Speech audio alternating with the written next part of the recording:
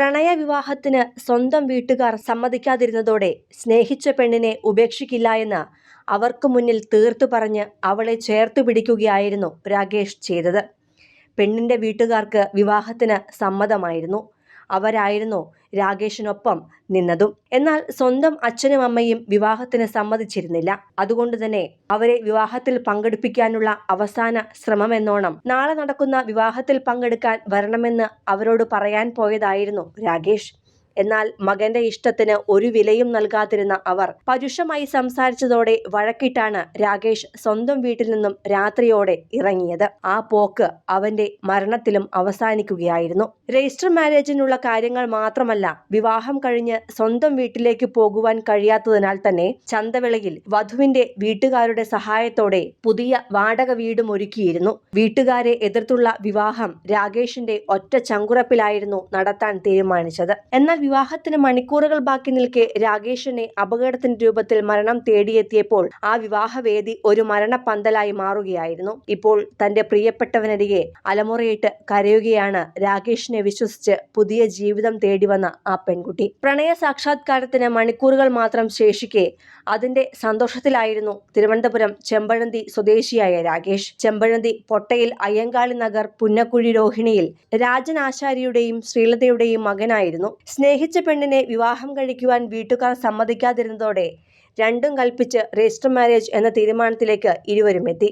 മറ്റു വഴികളൊന്നും മുന്നിലില്ല എന്ന് മനസ്സിലായതോടെയായിരുന്നു ഇന്നലെ രാവിലെ രജിസ്റ്റർ മാരേജ് നടത്തുവാൻ തീരുമാനിച്ചത്. തുടർന്ന് ഒപ്പമുള്ള കുറച്ച് ബന്ധുക്കൾക്കും സുഹൃത്തുക്കൾക്കും ഒപ്പം കാര്യങ്ങളെല്ലാം തീരുമാനിച്ച് മാതാപിതാക്കളെ വിവാഹത്തിലേക്ക് ക്ഷണിക്കുവാൻ അവസാന ശ്രമമെന്നോണം പുറപ്പെട്ടതായിരുന്നു രാകേഷ്. എന്നാൽ ഈ വിഷയത്തെ ചൊല്ലി വീട്ടുകാർ തമ്മിൽ ചെറിയ സംസാരമുണ്ടായതോടെ ആ ദേഷ്യത്തിന്റെ പുറത്ത് വീട്ടിൽ നിന്നും ഇറങ്ങുകയായിരുന്നു ആ യുവാവ്. ഇന്നലെ പുലർച്ചെ 1 മണിയോടെയാണ് രാകേഷിന്റെ ജീവനെടുത്ത അപകടമുണ്ടായത്. ശ്രീകാര്യത്തിനും കഴക്കൂട്ടത്തിനും ഇടയ്ക്ക് മാങ്കുഴിയിൽ വെച്ച് രാകേഷ് സഞ്ചരിച്ചിരുന്ന ബൈക്ക് എതിരെ വന്ന KSRTC സ്വിഫ്റ്റ് ഇലക്ട്രിക് ബസ്സുമായി കൂട്ടിയിടിക്കുകയായിരുന്നു. രാകേഷ് തൽക്ഷണം മരിച്ചു. കണിയാപുരം ഡിപ്പോയിൽ നിന്ന് വൈദ്യുതി ചാർജ് ചെയ്ത ശേഷം വികാസ് ഭവനിലേക്ക് പോവുകയായിരുന്നു ബസ്. ശ്രീകാര്യത്ത് നിന്നും കഴക്കൂട്ടം ഭാഗത്തേക്ക് ബൈക്കിൽ പോവുകയായിരുന്നു രാകേഷ്.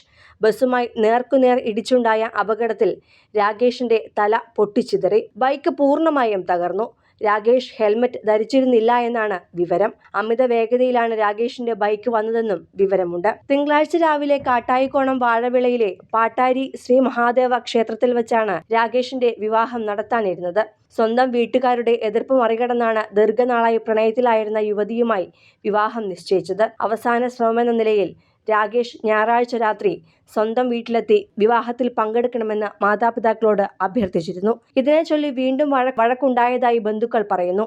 ഈ വഴക്കിനിടെയാണ് രാകേഷ് ബൈക്കെടുത്ത് കഴക്കൂട്ടം ഭാഗത്തേക്ക് പോയത്. പ്രണയത്തെ ചൊല്ലി ബന്ധുക്കളുമായി പിണങ്ങി വീട് വിട്ട രാകേഷ് ചന്തവിളയിൽ പെൺകുട്ടിയുടെ വീട്ടുകാർ ഏർപ്പാടാക്കിയ വാടക വീട്ടിലായിരുന്നു കുറച്ചു കാലമായി താമസം. വിവാഹത്തിനുള്ള എല്ലാ ക്രമീകരണങ്ങളും പെൺകുട്ടിയുടെ വീട്ടുകാരാണ് നടത്തിയിരുന്നതും.